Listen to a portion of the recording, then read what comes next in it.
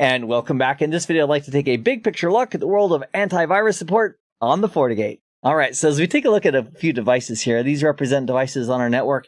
And which devices are we okay if they have viruses and malware? If we're managing the network, we don't want that anywhere. So there's several lines of defense we have to protect devices on our network. One would be anti-malware, antivirus software running locally on those devices. And there's a lot of great vendors and products that allow that to happen. And that way, if the user plugs in, for example, a flash drive, or they have some other software that's retrieved locally on the network, hopefully that antivirus software is going to see that and prevent them right there at the local computer. Another great technique to help protect devices from being infected with malware is limited rights. Because if the user at this computer, let's call this user 1 here, at computer A, if that user does not have the ability permission-wise to install software, then even if they do have a phishing email, or they click on a link, or they try to install the software, limited rights and not having the ability to install the software is another good step to take to protect these devices. Now, as we take a look at protecting a user who might be going through the firewall out to the internet, there are several features that we can implement at the firewall to help protect these devices. One we talked about previously in a separate set of videos, and that was DNS filtering. And here's the great news about DNS filtering. If a user's machine is attempting to go to a site that would cause them harm, or is inappropriate, or is malicious, the firewall, if it sees that DNS request or the IP address involved with the response, and it stops it based on that, that's going to prevent the device from ever getting to that website or that location in the first place. Now, if the user does have name resolution that's working and is trying to go to a site that might cause them harm, another tool that we've talked about is web filtering, which again is great because we can prevent the user from getting to the site or sites that might cause them harm. And now what we are going to add in yet another option to help protect devices from getting malware installed on them if their traffic is going through the firewall. And that is the antivirus support that we can implement here at the firewall. So we'll write down here antivirus. And the way we implement antivirus at the firewall is we create an antivirus profile. And this is true regardless of the next generation firewall mode that we're in, whether we're in policy-based or profile-based.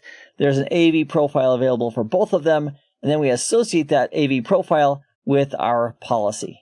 So on a next generation firewall mode of profile-based, it would be a firewall policy. If it's a next generation firewall mode of policy-based, it would be called a security policy, but in either case, the AV profile gets linked on like a little teeny Lego going on a bigger Lego, and that's how the antivirus is implemented on the firewall. And let me share with you one of the biggest reasons that when people include an antivirus profile and they associate with a policy, let me share with you one of the biggest reasons why it does not work. And one of the biggest reasons why it doesn't work is that they don't yet have, or don't correctly have set up, the SSL inspection. Because if SSL inspection isn't correctly set up, when this user is going out to an HTTPS site and the entire conversation at the application layer is encrypted, the firewall can't see the packets. It can't analyze them, and it can't put together the file and analyze the file to identify whether it's malware or a virus or not.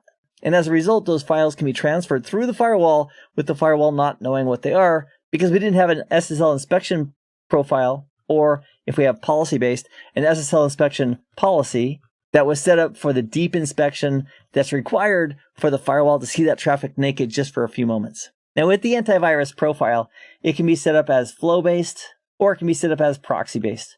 And if we're on flow-based for the profile, here's how it would work. The user is going out to a site, starts downloading a file, and those packets are sent down to the client, but they're also being buffered at the firewall.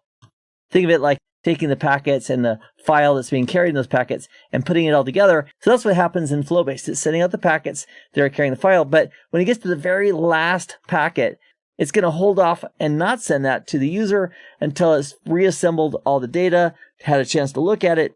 And then, if it's not a virus, it doesn't match the signature, it's going to go ahead and forward that final packet to the user, who then has the file. However, that's not the only option for an antivirus profile. We can also do it proxy-based.